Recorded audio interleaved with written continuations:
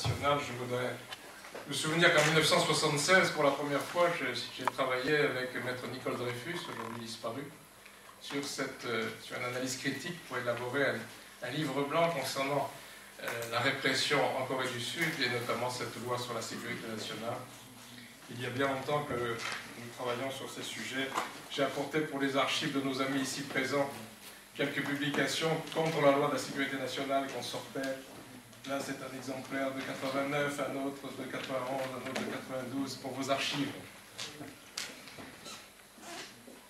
Je crois que, comme il a été déjà dit, le Japon peut-être, mais les États-Unis à coup sûr sont à l'origine de ce type de loi et sur cette véritable culture de la sécurité nationale qui a été mise en place en Amérique du Sud et en Asie, à l'initiative donc de forces américaines qui avaient l'intention non seulement de contenir, soi-disant, le communisme, mais en fait, de réprimer tous ceux qui n'acceptaient pas l'ordre international imposé par le vainqueur de la Deuxième Guerre mondiale, les États-Unis.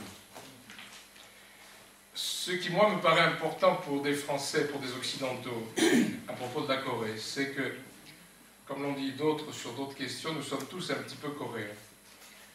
Je ne suis pas sûr du tout que la Corée soit un exemple de problème politique exotique pour nous, lointain, sur lesquels s'intéresseraient quelques spécialistes seulement. Je crois que la question coréenne nous concerne très très directement et peut-être de plus en plus, étant donné les réorientations géostratégiques des États-Unis dans le monde, et étant donné aussi la crise fabuleuse que connaît le capitalisme d'aujourd'hui, le capitalisme financier, et les exigences politiques que cette crise suscite chez ceux qui se sentent menacés précisément par cette crise. Et j'avoue que vous verrez, je ne serai pas très optimiste sur une éventuelle abolition ou une prochaine abolition de cette loi. Je me demande plutôt si cette loi ne va pas, sous des formes variées, émerger là où elle n'existe pas encore, y compris peut-être dans des pays comme celui de la France ou comme d'autres, car il y a une incompatibilité, une contradiction entre les quelques acquis démocratiques qui peuvent exister dans les pays européens et les besoins de réduction de ces acquis qu'expriment les décideurs de notre régime, de notre société, notamment les acteurs principaux, les décideurs du capitalisme financier. Et je pense que ce qui existe encore comme élément démocratique dans le monde occidental est de trop aujourd'hui pour faire face à cette crise financière, à cette crise capitaliste.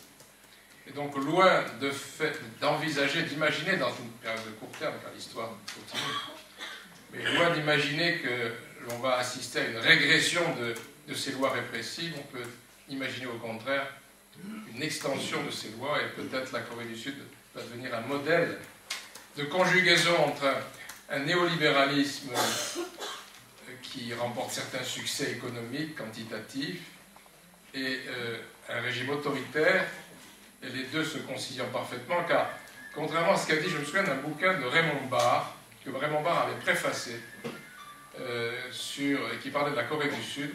Raymond Barre a tout fait. Et Raymond Barre disait, à propos de la Corée du Sud, voilà l'exemple même du triomphe du néolibéralisme, et des succès que peut remporter le néolibéralisme dans cette partie du monde, et notamment en Corée du Sud. Je crois que, en fait, à l'époque, le néolibéralisme sud-coréen se confondait parfaitement avec des régimes ultra-autoritaires, mais aujourd'hui, je peux imaginer que le néolibéralisme pourrait se combiner parfaitement avec un régime autoritaire, peut-être une soft dictature en Occident, puisque les Américains ont même inventé la notion d'islam modéré, de talibans modérés, pourquoi pas de fascistes modérés, tout à fait utilisable dans nos sociétés occidentales. Et je crois que travailler et réfléchir sur cette conjugaison de politique de croissance, de politique de lutte contre certaines crises, puisque la Corée du Sud a connu une crise très vive il y a quelques années, et un régime qui réprime tous ceux qui ne sont pas d'accord avec cette hégémonie du néolibéralisme, cette situation peut être tout à fait exemplaire pour nous. Je voudrais me rappeler, en ayant travaillé depuis 25 ans à peu près sur la question coréenne, comment les médias occidentaux ont toujours passé sous silence ce qui se passait de négatif pour les droits de l'homme et pour les libertés publiques en Corée du Sud. Je pense qu'il faut que nos amis les plus jeunes s'en souviennent, qu'ils ne fassent jamais confiance ni aux médias occidentaux, ni à l'Occident d'ailleurs, qui a à la main non pas ni la Bible, ni le Coran, ni rien, mais si ce n'est la calculette, et qu'avec une calculette, donc, les additions ou les soustractions se produisent très vite. Un certain nombre de régimes arabes s'en souviendront maintenant peut-être. Les alliés de longue date deviennent des torchons que l'on jette, des serpillères que l'on abandonne à l'histoire. Je crois que pendant des décennies, je me souviens avoir essayé, sans succès, de dire quelques mots à la presse française notamment, y compris au journal Le Monde, sans doute des journaux les plus intelligents et les plus malhonnêtes de notre société, à la fois, c'est pas du tout incompatible, que la substance des articles du Monde sur la Corée du Sud pendant 25 ans, c'est un pays en voie de démocratisation. En voie de démocratisation, c'était une notion qui était intéressante d'ailleurs. On pourrait en dire autant pour n'importe quel système. Peut-être, je pense que le Togo est en voie de démocratisation d'une certaine manière. Et on pourrait donc manifester toutes les indulgences et toutes les complaisances avec toutes ces sociétés en voie de démocratisation. Et donc, les dictatures, les tortures, les arrestations, les répressions des manifestations, Gwangju en 1980, etc., tout cela était des sortes d'incidents dans un processus de toute façon inéluctable qui était la démocratisation. Aujourd'hui, la situation est encore plus claire, c'est le silence total. Vous en avez parlé, la Corée du Sud fait partie de la zone d'intérêt vital des Américains, on n'y touche pas. La Tunisie, qui hier faisait partie de la zone d'intérêt vital française, est partie aussi dans le camp américain, probablement, pour parler vite. Et pour la Corée du Sud, donc, nous n'osons rien faire, et je ne suis pas sûr que les forces nouvelles qui viennent de l'emporter aujourd'hui en France vont bouleverser la situation par rapport aux deux Corées, aux deux États coréens, et à ce problème de répression au Sud, et au problème de la réunification.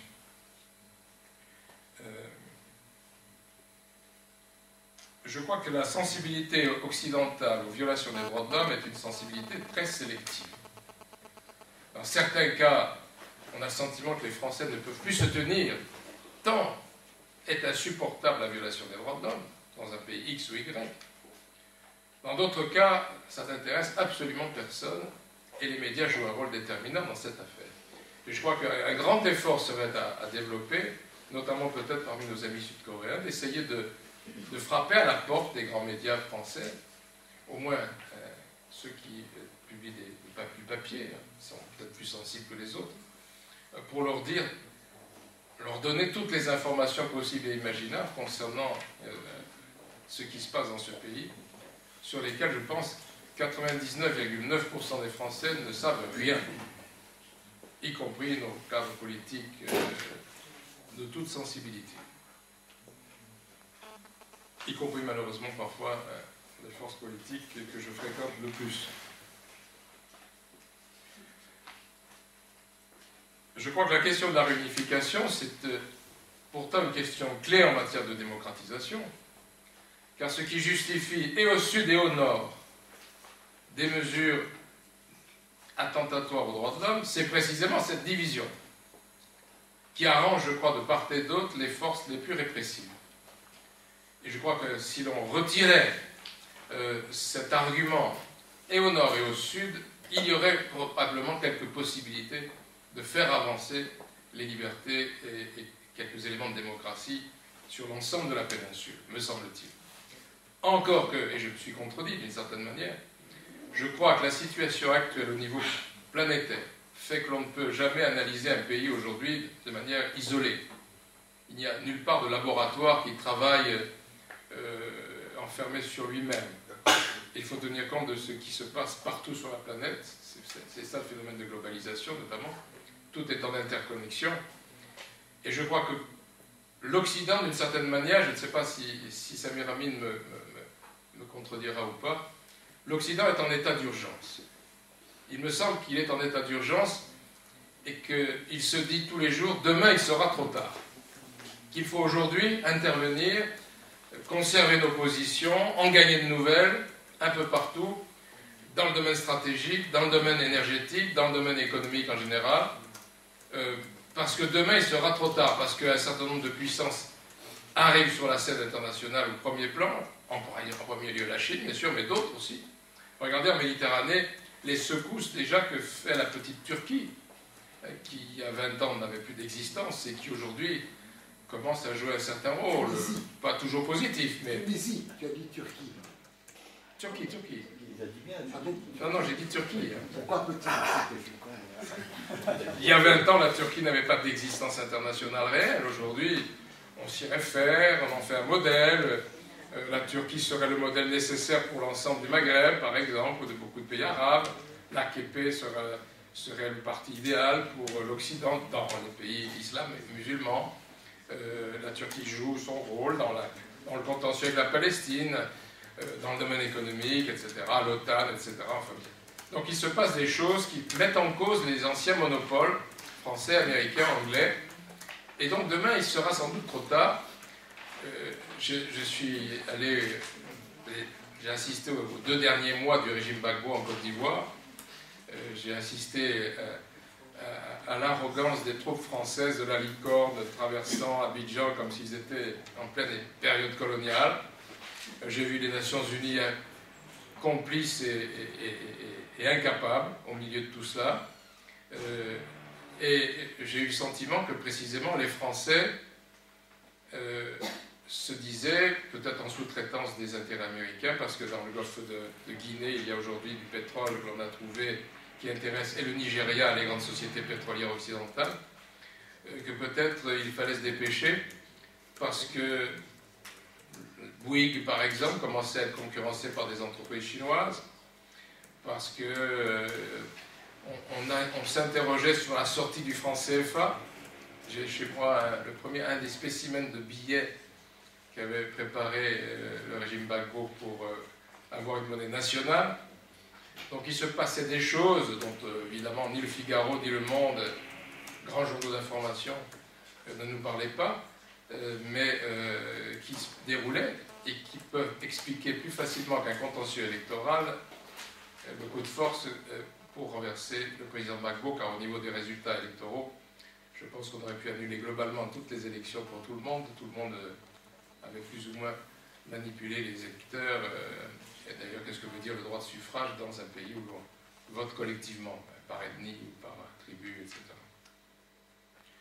Donc je crois que cette crise qui affecte la planète entière et l'économie mondiale ne peut pas ne pas avoir d'impact sur les problèmes coréens.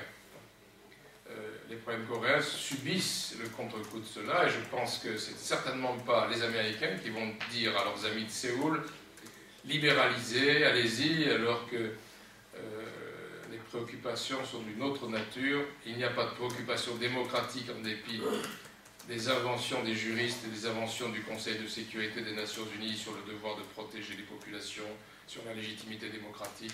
Ça fait partie d'un discours formel que les juristes aiment bien, mais qui ne servent pas à grand-chose, si ce n'est à couvrir toute autre chose, une toute autre marchandise. Je crois que pour le moment, les préoccupations sont hostiles. Les préoccupations des États-Unis sont hostiles à tout ce qui pourrait gêner leur hégémonie, à tout ce qui peut favoriser au contraire des promotions nationales et des affirmations de souveraineté.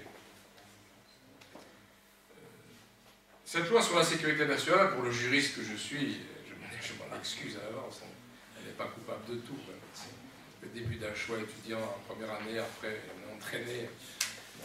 Mais après un certain nombre de décennies, on se fait guère d'illusions sur la part du droit international dans la société internationale. Elle est très curieuse, cette loi. Pour un juriste moyen, même débutant, c'est une loi qui est extrêmement floue d'un côté, quant à la définition des infractions, et extrêmement précise sur les sanctions de ces infractions, avec de très lourdes peines prévues. Il y a donc un aspect étrange à constater ce que l'on dit sur qu'est-ce que c'est que la sécurité nationale Qu'est-ce que c'est qu'un groupement anti-étatique? Qu'est-ce que c'est qu'une atteinte à la sécurité? Il n'y a aucune précision, aucune définition. Par contre, au niveau de l'énumération des peines, il y a tout ce qu'il faut. C'est une loi qui aurait beaucoup plu, probablement, à notre ancien président Sarkozy, qui adorait ce genre de texte, qui ne veut rien dire, mais qui prévoit des sanctions. En fait, si l'on réfléchit bien, cela signifie, pour Séoul, il y a exclusivement un seul État coréen. Et il n'y en a pas deux, il n'y en a qu'un seul. Conséquence, tout ce qui peut contester ce monopole des autorités de Séoul relève d'une subversion du terrorisme. Ce qui veut dire que, malgré l'adhésion de la République populaire démocratique de Corée aux Nations Unies et à l'ensemble des instances des organisations internationales, en dépit des reconnaissances diplomatiques de la plupart des pays du monde, sauf la France. Je suis sûr que notre ministre Fabius va remédier à cela. Il va faire un effort particulier pour deux questions, la Corée et la Palestine. J'en suis absolument sûr. Vous allez pouvoir vous y attendre. Préparez-vous, il faut se tenir sur la table pour tellement on va être surpris. Donc, un État reconnu par la communauté internationale, comme on dit, bien qu'elle n'existe pas. Un État reconnu diplomatiquement par le plus grand nombre des États dans le monde, n'a aucune existence en vertu de cette loi sur la sécurité nationale, puisque tous ceux qui s'y réfèrent, tous ceux qui vont la visiter, etc., sont passibles des sanctions prévues par cette loi. Sauf, comme on l'a dit dans le film, les personnalités, les notables, les industriels, Hyundai par exemple, etc., qui se rendent régulièrement en Corée du Nord pour y faire des affaires, parce que là, comme on l'a dit, l'idéologie de la calculette fonctionne parfaitement, partout, malgré les murs, et malgré les remparts, malgré les barrières, etc. Ou bien quand on appartient au sommet de l'État et que l'on peut tout se permettre, y compris dans les démocraties. C'est une loi donc extraordinairement étrange, mais qui, moi, me paraît parfaitement refléter l'évolution du néolibéralisme dans le domaine juridique. Donc je ne vois pas pourquoi elle serait retirée aujourd'hui, alors qu'elle est de plus en plus moderne, qu'elle est de plus en plus à la mode. Je ne veux pas être pessimiste, mais il me semble qu'elle est parfaitement adaptée à cette conjugaison d'un néolibéralisme en crise et de la répression nécessaire pour contrer les adversaires de ce néolibéralisme en crise. Un équilibre, donc, entre des exigences qui peuvent paraître contradictoires pour un étudiant de première année des universités occidentales, mais qui est parfaitement cohérent. Et je ne vois pas pourquoi Séoul sera en avance, au contraire. En avance dans la suppression du droit de répression. Mais au contraire, aujourd'hui, c'est un modèle. Je pense qu'il faut même le signaler aux autorités occidentales qu'il y a un modèle sud-coréen de fascisme mou, qui permet de conjuguer une certaine liberté de l'entreprise, une certaine liberté du marché, un certain droit de la concurrence, etc., avec une répression politique efficace qui permet de se débarrasser de n'importe qui. Vous savez que bientôt va commencer le Tour de France et qu'il y a une voiture balai qui ramasse les abandons derrière les coureurs cyclistes. Je pense que la loi sur la sécurité nationale, c'est une loi balai qui permet de ramasser non pas seulement les communistes, on n'en est plus là, mais tout le monde, tous ceux qui peuvent déranger un certain désordre établi, qui est le désordre néolibéral. Et donc, ça tombe bien qu'il n'y ait pas de mention du communisme dans cette loi. Elle est parfaitement adaptée. N'importe qui peut demain être victime de la loi sur la sécurité nationale. Ça peut être un ancien conservateur qui subitement a des accès de souverainisme. Ça peut être un néolibéral repenti. Ça peut être un religieux, ça peut être un marxiste, ça peut être n'importe qui, peu importe. C'est une loi balai. Et les lois balai me semblent être parfaitement ajustées aux besoins aujourd'hui de notre système économique dominant.